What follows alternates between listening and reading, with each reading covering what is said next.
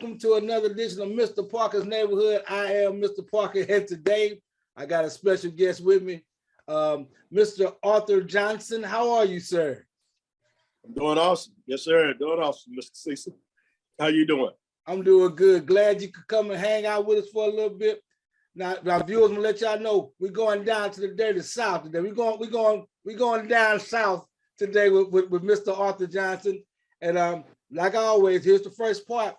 Can you guess what my guest does? All right. First, is he a ex-NFL player? Is he an ex-author and founder of a non-for-profit? Or is he a DJ? Or D, is he none of the above? All right, it's over. Y'all missed it. All right, Mr. Johnson, tell them what it is that you used to do. Yes, Mr. Cecil, I used to work in the drug and alcohol field, chemical dependency for a non-profit organization, and I pursued it through my college education, as well getting my license and becoming certified as a chemical dependency professional. Worked in the field for 8 years, and then I moved out on my own and started my own drug and alcohol treatment program. And I brought in a business partner, and we was helping so many folks. And as far as myself and my business partner, we had to open up a second facility. And we continued to move forward where we worked with people that was in the drug court system, adults, as well as youth. We worked with them around the addiction as far as mental health as well. And then, of course, I had mental health professionals working for me and chemical dependency professionals working for me. And we moved forward and just was getting ready to open up a third clinic. My business partner, she came down with some strokes and everything, and had to go ahead and retire. And I'm originally from Mississippi, so my wife is from Arkansas, and my wife had retired, and we decided to move back here to Jacksonville, Arkansas. So I sold my business and transferred back in Jacksonville, Arkansas. All right. So we understand that that's what you used to do. And we're going to talk a little bit more about how you got to that point. And, all right, we've done it now. We've done the true regular business part of this by saying Mr. Arthur Johnson. Now we're finna kick it to Mr. Parker's Neighborhood. What's up, Unc? What's happening? Nothing much, baby. It's all you. It's all you. You bringing it on, getting it on like Donkey Kong right here. There it is. Now, yes, like I say, to get things started, you are, like you said, you were born in the South, and your aspects and your ideas, they are different piece. Since I've met you, I've always liked the way your rhythm was, your vibe. So tell us about where you were born and growing up, how things work. Yes, I was born in 1960 in a little town called Charleston, Mississippi. And during that time frame of being born there, my family, relatives, grandfather and grandmother, worked in the cotton fields, and I did as well. And it was 18 of us. My grandfather, he took on 18 at the house and married my grandmother, and he only had one child by her. And strange thing about it, during the time that when I was growing up, a lot of times my grandmother and some of the girls would be pregnant at the same time. So therefore I have some aunties and some uncles right at the same age I am. We grew up together. Yeah. And so during those days, they believed in having big families because we worked, down in the Delta area. We worked right there in the cotton fields. We worked in the watermelon fields, the bean fields, the potato fields. We even baled hay. We did it all from dark to dark. And my grandmother and my grandfather, they had a system where my grandmother handled everything inside the house and my grandfather took everything outside the house. And so the system they had, once you start walking, when you usually around 11 months, 12 months, you start walking, and my grandmother would give you a job in the house at 1 year old. And you would work a little small chore all the way up until the age of 5. Once you turn 5, then you get to go to cotton fields and work in the cotton fields with everybody else in the family. And as a 5-year-old, that's pretty rough when you think in terms of all the hot sun, the heat, and you get on those roads. Because back then, we picked cotton by hand. There was no machines. You couldn't even see the end of the row. You would start right before daylight, and by the time you get to the end of the row, it's already 1 o'clock in the afternoon. 12 in the afternoon. So it's time to eat your lunch. Grandfather bring that around, have that over there. And then once you eat your lunch, you start back on another row going all the way back to the other end. And by the time you get to that end of that row, and you got to think in terms of a good 17, 16 people online trying to go at the same time. But one of the things about that, at 5 years old, you get pretty tired pretty quick when you're talking about being in a cotton field and working at all that heat. I remember there was times I used to fall and get sleepy and stuff. My mother would pull me over on her cotton sack and drag me on through the fields. But growing up there, it was a lot of racism, of course. Had some rough things said to me, with the words they use. They would even shoot over our heads when we were walking, and it just strike a lot of fury. And so growing up in that era, and learning and understanding what it was about, survival, trying to be safe, and trying to earn a few pennies, because the white farmers that we worked for us picking cotton, we would pick all week long, all the way up to Saturday. And every week, the white man would come over to my grandfather.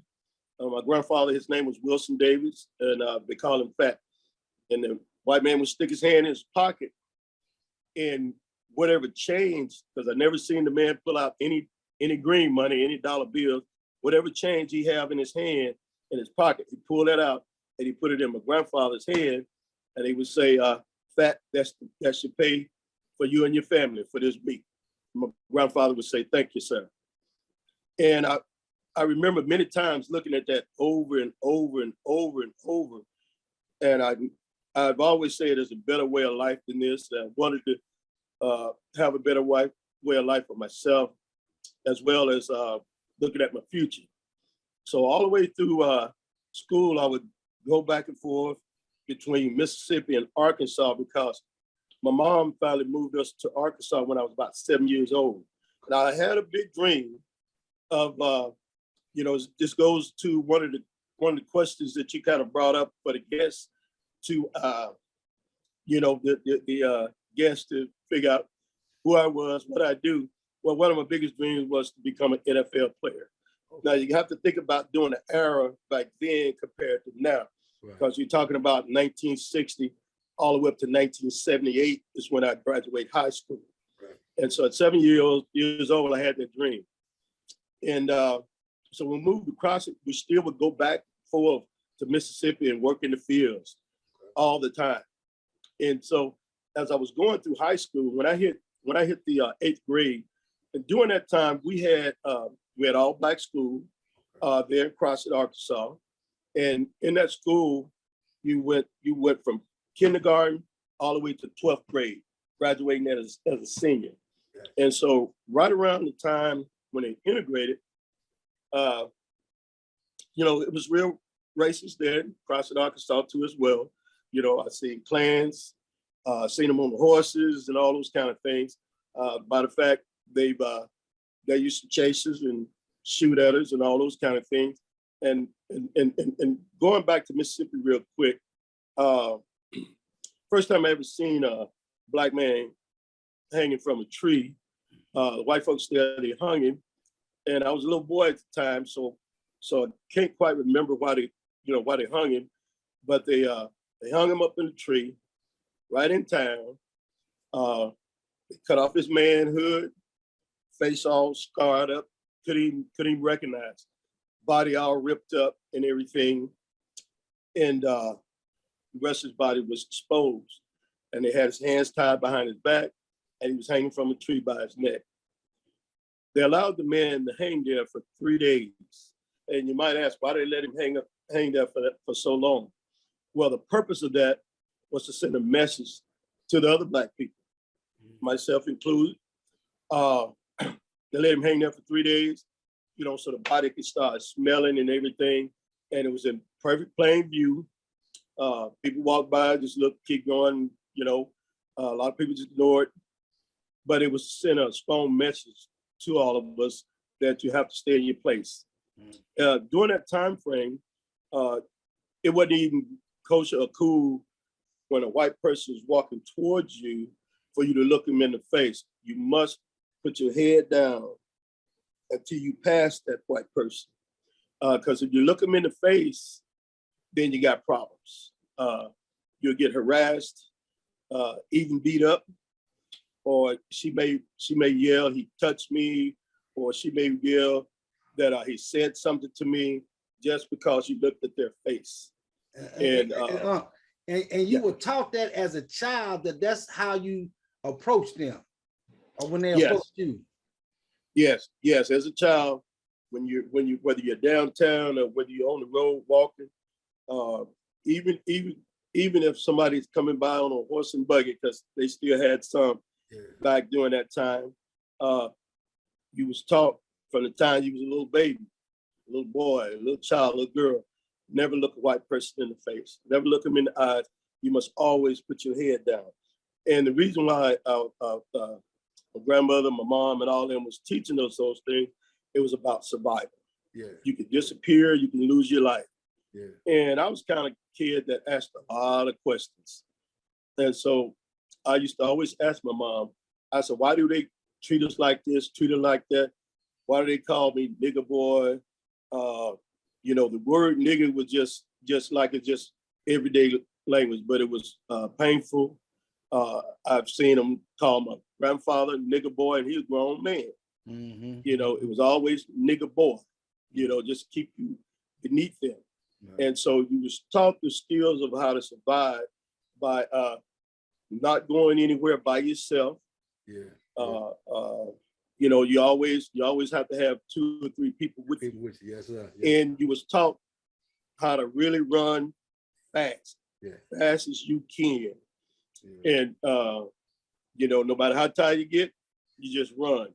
And so a lot of times we could be, you know, just walking, or we could be in a certain area out there just kind of sitting around, standing around talking.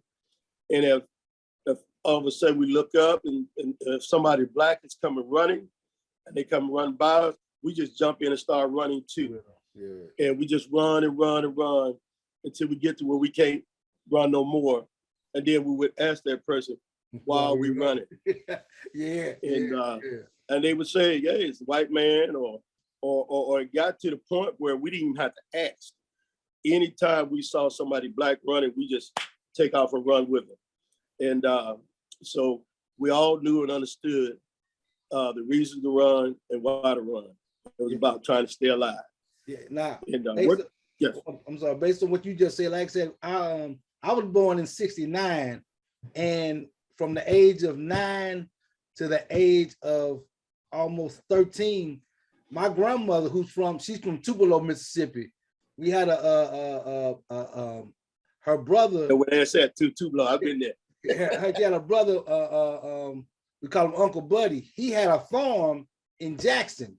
So we go to his farm and leave us, and she'll leave us there for like two weeks, and she'll go to Memphis. So between Memphis and Mississippi, that's why I was going up through. And my auntie Helen, who was my Uncle Bud, his wife, she always had, it was 4 of us. It was me, my little cousin Leroy, and then it was my 2 cousins from Chicago, Boo and Kent. They were older than me. So it was Boo and Kent, me, then Leroy. So we was all together always. And one day we went to the store, and we was getting ready to get out the car, and she said, we got the truck. When you get out this truck, What's the rules, boo? Can't you gotta tell Cecil what the rules are? Hey, come on, keep your head down when white people come and don't say nothing unless auntie say you can say something. And I'm like, all right, so I'm following them with it. And like you said, it's a point of where a black man was coming by and white man was talking about, hey, nigga boy.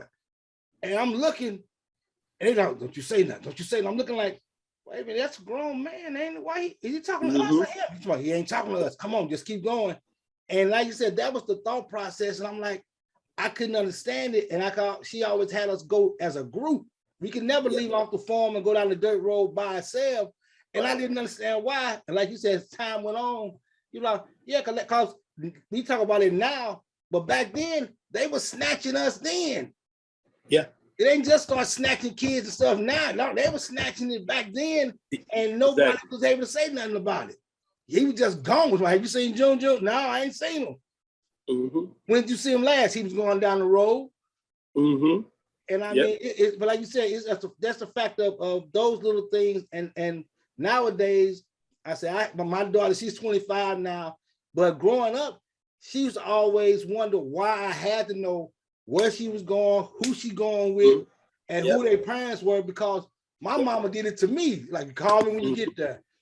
And we didn't realize, oh, he's just being nosy. Oh, he just, but now that you said it, I think about it, it's a way of us keeping track, because that was something that they had to grow up with, you had to grow up with, because that's just the way life was. You keep track of your kids because somebody watching. Yeah, yes, exactly. You know, speaking of, like you said, your daughter, prime example, my daughter, well, she's married to him now, which is my son-in-law. My daughter would tell you, when we was living in Washington State, my son-in-law, his name is Ron, he's from Virginia. So he didn't grow up like I did and all those kind of things, you know, they're young folks. And so, you know, she realized and she knew if she was gonna date anybody, he had to meet me first. That's it. And the thing about that was part of your upbringing. You know, we couldn't even date outside. We had to sit on the living room couch with mom and dad sitting there. And there was no going to the bedroom or having the door, none of that. Oh no. And the closer that you're gonna get to the young lady that you're dating, you probably have about that much space in between, you know, and you may get a chance to where she gets to go to the door with you, but that's about it. And you know, and if you're gonna kiss anything, that's gonna have to be, you gotta sneak that in on the outside or something. So when my son-in-law came up, called himself coming over to the house to visit my daughter, and I hadn't met him at the time. Apparently she'd been talking to him on the phone. He was in the military. And so I heard the car pull up. My daughter rushes to the door. I said, wait a minute, don't just go out that door. Right, you know? right. And so I come to the door and I looked out. I said, who is that? And then my daughter said, well, that's my friend. He's coming over. I said, you know, he ain't gonna come over here and see you unless he see me. So I told him, come on out, young man. Brought him in the house and I grilled him, you know, like, you know, what's your intentions with my daughter, all those kind of things. But once we got past that to where he could start dating her, I had a set rule. You take her out, you better have her back here at this house at 10 p.m. There's no hanging out. You just take out dinner, movie, whatever you're gonna do, but you bring her right back to this house. If you bring her in this house 1 minute past 10, the dating is over with, period. And so he honored everything, and they dated for a while, and then he wanted to ask me for a hand in marriage and all those kind of things. And so we went ahead before we got to that point of saying okay for you to marry her. Well, by him living in the military, I was like, you still got to go back to that barracks. There's no spending no night here, and she ain't spending no night nowhere with you. And so even after they got married, once they got married, before they got married, I told him, I said, look here, since I'm giving you my daughter a hand in marriage, I'm the king in this house. My wife is the queen. So any king needs to have their own place for their queen. So therefore, young man, I don't know what your debts are, what your situation are.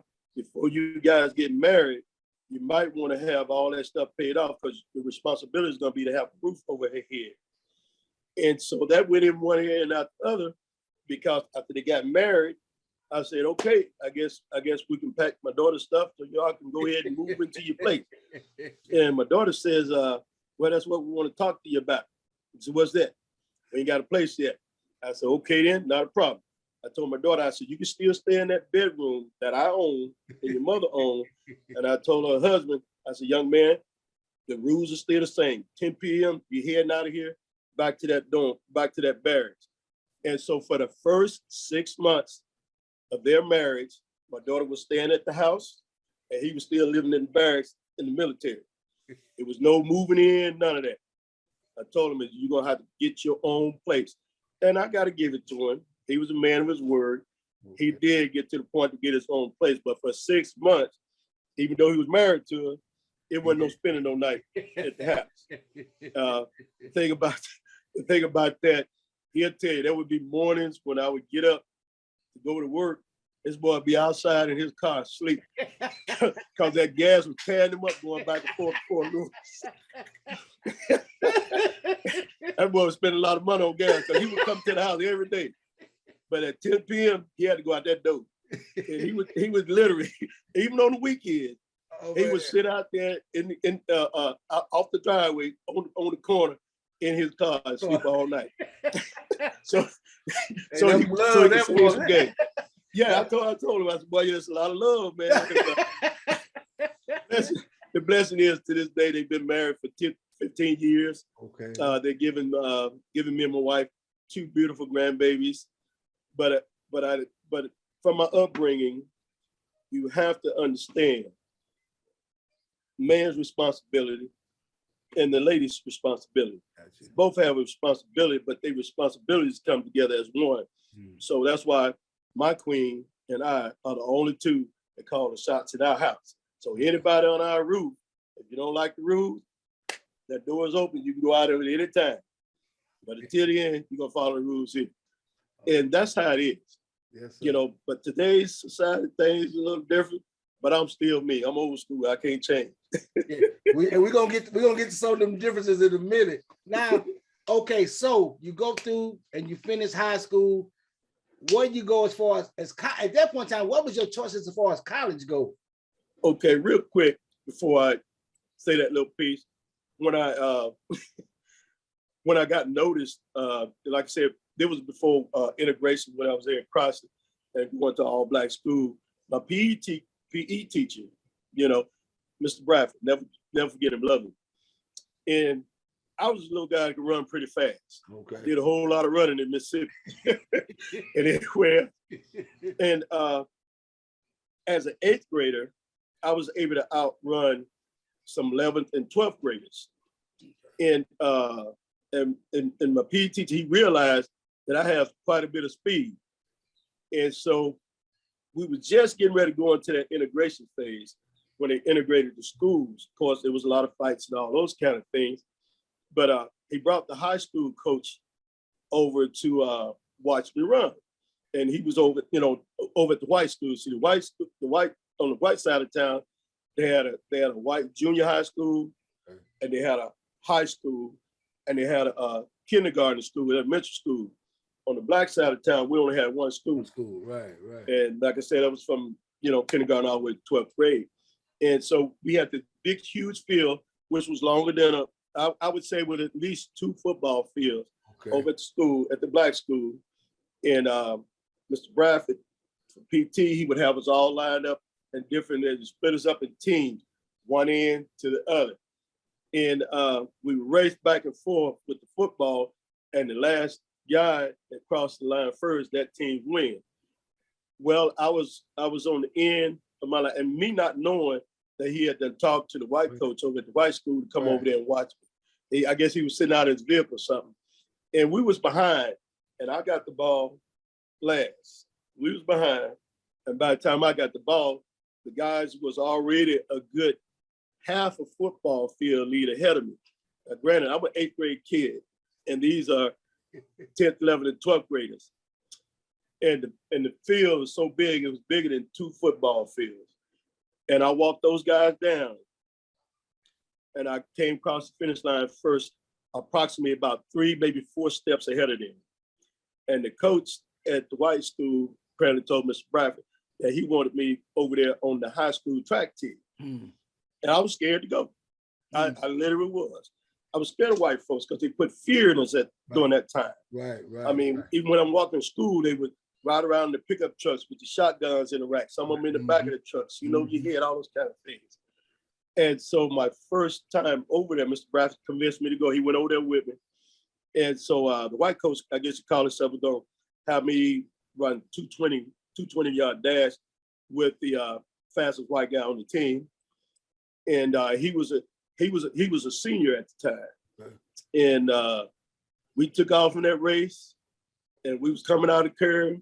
He had a little lead on me, and I walked him down, and I came across the finish line 2 steps ahead of him. And when me and him slowed down, we both was bending over, breathing hard. And he looked over at me. He said, "Boy, where'd you learn to run so fast like that?" I said, "I learned to run that fast by running from folks that look just like you." And he, you know, it's shocking his eyes got big and everything. And then he said, he had the nerve to say to me, he said, "You don't talk to me like that." And I said, "You don't call me boy either." You know, even though I was a boy in the 8th grader. And I got to the point where I was willing to speak up for myself more. And so from that point all the way through high school, I went to high school there, across high school. And then I wound up with track scholarship offers. I played football and other stuff, but mainly it was track scholarship offers. I got offers to go to the big time schools. And I finally settled down to go to school at University of Arkansas Monticello. And that was the driving force. And part of that driving force was it was close to home. Because we was living in Crossett, Arkansas at the time. So I chose to go to school. I signed to go there, University of Arkansas Monticello. And plus, my high school friend, my buddy, this other black guy, Darryl Hawkins, he happened to have a car.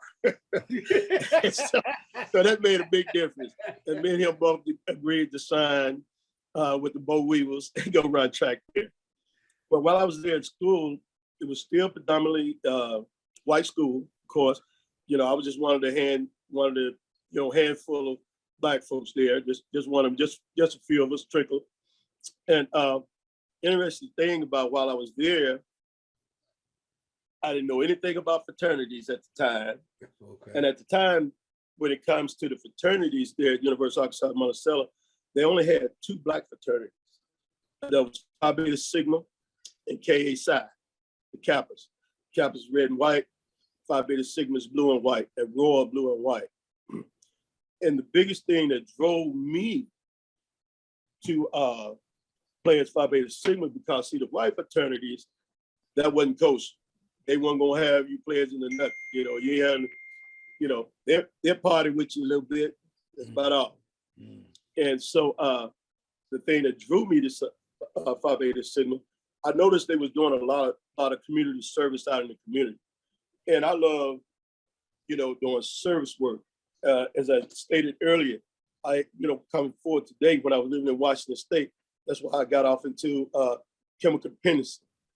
You know, as well as moving on to open up our own nonprofit, chemical dependency business.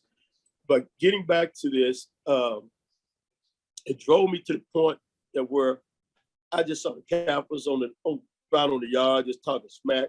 They might step once every blue moon, but the Sigmas, Phi Beta Sigmas, they were very involved in the community, raising money for sickle cell anemia, back to school thing for kids, a handicap school. We did a Thanksgiving thing with them every year. We taught the kids how to step with the canes, even though they was disabled, but they loved it. We would step for them, and we would bring big Thanksgiving basket and have dinner with them and things of that nature. Also, too, they had another program for juvenile delinquents. We started a Big Brother and Big Sister program there. One of my frats, Big Brother Larry Ross, he worked there as well. And so these kids that we would get assigned to, and we would just not be there for a moment. We would be there with them all the way through the point of graduation. So we would get them to get back into school. We would meet with them, sit with them, and do their homework with them. Also, too, we would take them out, maybe to a movie, take them out to eat. We would spend time with those youth, and basically a lot of it was like mentoring them and trying to find out what kind of goals they had set. But each frat, as well as our Zeta Phi Betas sisters, was there doing the same thing. So we did a lot of things together with our Zetas, which are frats. Not only that the Sigmas was very busy in the community, but also too on the campus as well.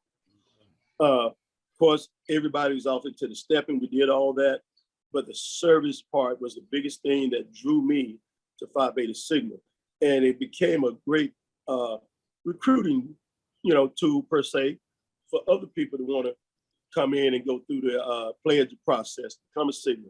And upon graduating from University of Arkansas, Monticello, I played football there, I ran track there.